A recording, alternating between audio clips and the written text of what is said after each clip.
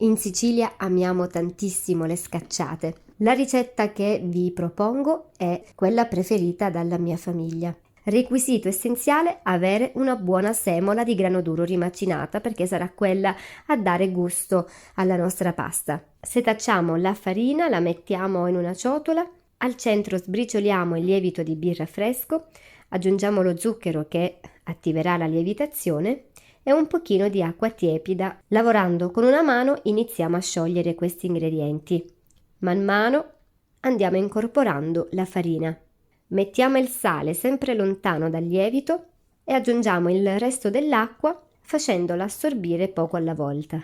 Aggiungiamo in ultimo l'olio di oliva e impastiamo per ottenere un panetto che sia liscio, omogeneo e morbido, ma non appiccicoso.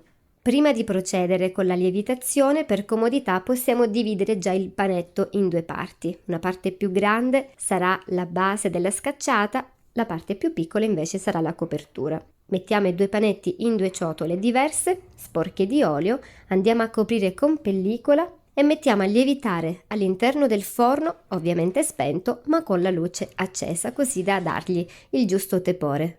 Il nostro impasto sarà lievito in circa 2 ore, comunque dobbiamo aspettare almeno il raddoppio.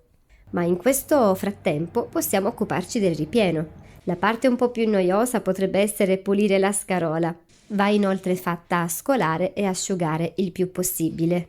E a questo punto scaldiamo un giro generoso di olio di oliva in una padella capiente, aggiungiamo l'aglio e, se ci va, anche del peperoncino, e mettiamo subito le acciughe sott'olio per farle quasi sciogliere come una crema a fiamma dolce. Aggiungiamo anche i pomodorini che abbiamo tagliato a pezzi e le olive denocciolate.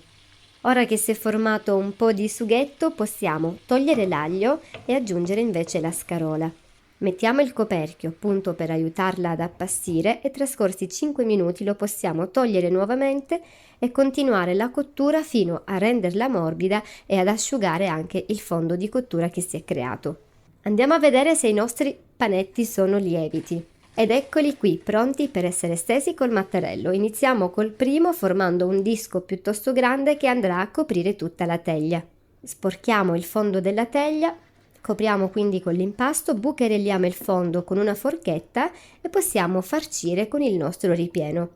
Ricordiamo di aggiungere la tuma tagliata a pezzetti. Adesso andiamo a stendere il secondo panetto per ottenere il secondo disco di pasta con cui coprire tutta la superficie. Tagliamo anche la pasta sui bordi in eccesso e attorcigliamo insieme i 2 dischi di pasta proprio per sigillarli. Bucherelliamo anche la superficie, spennelliamo con un pochino di olio di oliva e la nostra scacciata è finalmente pronta per andare in forno. Il mio l'ho impostato in modalità ventilata a 180 gradi. La scacciata vorrà cuocere appena 30 minuti. Potete spegnere quando sarà ben dorata.